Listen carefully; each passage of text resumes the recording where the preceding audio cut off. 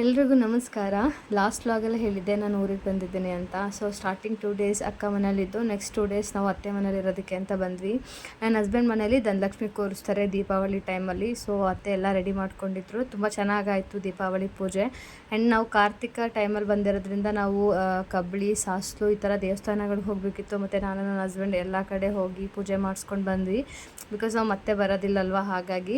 ಮತ್ತು ಮನೇಲಿ ಪೂಜೆ ಎಲ್ಲ ಮಾಡಿದೆ. ನನ್ನ ಅಕ್ಕನ ಮಗಳೂ ಕೂಡ ನಾನು ಅವಳನ್ನ ಒಬ್ಬಳನ್ನೇ ಕರ್ಕೊಂಡು ಬಂದು ಇಟ್ಕೊಂಡಿದ್ದೆ, ಒಂದಿನ ನನ್ನ ಜೊತೆ ಇರಲಿ ಅಂತ ಹೇಳಿ. ಅವಳು ಕೂಡ ತುಂಬ ಎಂಜಾಯ್ ಮಾಡಿದ್ಲು. ಆ್ಯಕ್ಚುಲಿ ಅವಳು ನಮ್ಮ ಜೊತೆಗಿರೋದು ಇನ್ನೂ ಜಾಸ್ತಿನೇ ಖುಷಿ ಕೊಡ್ತು. ದೀಪಾವಳಿ ದಿನ ತುಂಬ ಆ್ಯಕ್ಟಿವ್ ಆಗಿರ್ತಾಳೆ ಅವಳು. ಅವಳ ಜೊತೆಗಿದ್ರೆ ಟೈಮ್ ಹೋಗೋದೇ ಗೊತ್ತಾಗೋದಿಲ್ಲ. ನನ್ನ ಹಸ್ಬೆಂಡ್ಗಂತೂ ಫುಲ್ ಖುಷಿ ಅವಳು ನಮ್ಮ ಮನೆಗೆ ಬಂದಿರೋದು. ಆ್ಯಂಡ್ ನನ್ನ ನಾದಿನಿ ಕೂಡ ಬಂದಿದ್ದರು. ಸೊ ಎಲ್ಲರೂ ತುಂಬ ಚೆನ್ನಾಗಿ ಒಂದೊಳ್ಳೆ ಟೈಮ್ನ ಸ್ಪೆಂಡ್ ಮಾಡಿದ್ವಿ. ಪಟಾಕಿ ಎಲ್ಲ ಹೊಡೆದು ತುಂಬ ಚೆನ್ನಾಗಿ ಅನ್ನಿಸ್ತಾಯಿತ್ತು. ಆಲ್ಮೋಸ್ಟ್ 4 ಡೇಸ್ ಆಗೇ ಹೋಗಿತ್ತು. ಲಾಸ್ಟ್ 2 ಡೇಸು 3 ಡೇಸ್ ಅಷ್ಟೇ ಮಿಕ್ಕಿತ್ತು. ಸೊ ಹಾಗಾಗಿ ನಾವು ನನ್ನ ಅಮ್ಮಮ್ಮನ ಮನೆಗೆ ಹೋಗಬೇಕಾಗಿತ್ತು. ಇನ್ನು ದೀಪಾವಳಿ ಮುಗಿದು ಬೆಳಗ್ಗೆಗೆ ನಾನು, ರಾಕೇಶ್ ಅವರು, ಎಲ್ಲರೂ ಅಮ್ಮನ ಮನೆಗೆ ಹೊರಟ್ವಿ.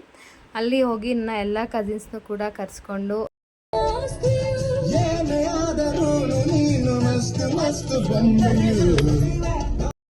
ಈ ಥರ ಎಂಜಾಯ್ ಮಾಡಿದ್ದಾಯಿತು. ನೈಟ್ ಔಟ್, ಡಿನ್ನರ್ ಮತ್ತು ಎಕ್ಸಿಬಿಷನ್ ಅಂತ ಎಲ್ಲ ಹೋಗಿ ಫುಲ್ ಮಜಾ ಮಾಡಿದ್ದಾಯಿತು. ಆ್ಯಂಡ್ ಇನ್ನೂ ಸ್ವಲ್ಪ ಕಸಿನ್ಸ್ ಎಲ್ಲ ಬಂದಿದ್ದರು, ಬಟ್ ಅವ್ರದ್ದು ವೀಡಿಯೋ ಕ್ಲಿಪ್ಪಿಂಗ್ಸ್ ಇನ್ನೂ ತೊಗೊಳಕ್ಕಾಗಿಲ್ಲ. ನೆಕ್ಸ್ಟು ಫ್ರೈಡೇ ಬಂದೇ ಬಿಟ್ಟು ಫ್ರೈಡೇ ನೈಟ್ 10:30ಗೆ ನಾವು ರಿಟರ್ನ್ ಫ್ಲೈಟ್ ಬುಕ್ ಮಾಡ್ಕೊಂಡಿದ್ವಿ. ಹೋಗೋ ದಿನ ತುಂಬ ಬೇಜಾರಾಗ್ತಿತ್ತು. ಎಲ್ಲರೂ ತುಂಬ ಮಿಸ್ ಮಾಡ್ಕೋತಾ ಇದ್ದೆ. ಎಲ್ರಿಗೂ ಹೇಳಿ ಬ್ಯಾಂಗ್ಳೂರಿಗೆ ಬಂದ್ವಿ ಟ್ರೈನಲ್ಲಿ ಬಂದು ನಾನು ನನ್ನ ತಮ್ಮ, ನನ್ನ ಹಸ್ಬೆಂಡ್ ಒಟ್ಟಿಗೆ ಬಂದ್ವಿ. ನನ್ನ ತಮ್ಮ ಕೆಲಸಕ್ಕೆ ಹೋದ. ನಾವು ಹೀಗೆ ಏರ್ಪೋರ್ಟಿಗೆ ಕ್ಯಾಬ್ ಮಾಡ್ಕೊಂಡು ಬಂದ್ವಿ.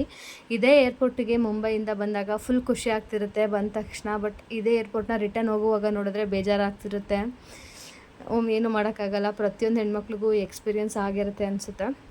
10:30 ಫ್ಲೈಟಿಗೆ 7:30ಗೆಲ್ಲ ಬಂದುಬಿಟ್ಟಿದ್ವಿ. ಸೊ ತುಂಬ ಟೈಮ್ ಇತ್ತು ಅಂತ ಹಾಗೆ ಕೂತ್ಕೊಂಡು ಟೈಮ್ ಪಾಸ್ ಮಾಡ್ತಿದ್ವಿ. ಆ್ಯಂಡ್ ಲಾಂಜಿಗೆಲ್ಲ ಹೋಗಿ ಊಟ ಎಲ್ಲ ಮುಗಿಸ್ಕೊಂಡು ಮತ್ತು ಅಷ್ಟೊಳಗೆ ಟೈಮ್ ಆಗಿತ್ತು. ಸೊ ಫ್ಲೈಟಿಗೆ ಹೋದ್ವಿ.